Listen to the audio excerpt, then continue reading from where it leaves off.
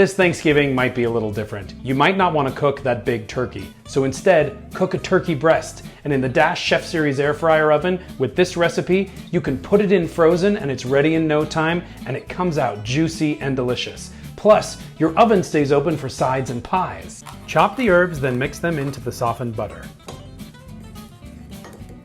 Pat the turkey breast dry on both sides, then massage the herbed butter in like it's just come home from a long day at work and needs a rub down. Don't forget to get the underside.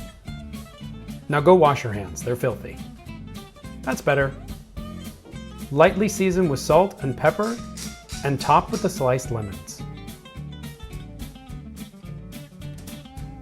Add a cup of stock or water to the roasting pan in the air fryer, then air fry at 350 for 40 to 50 minutes until the internal temperature is 160.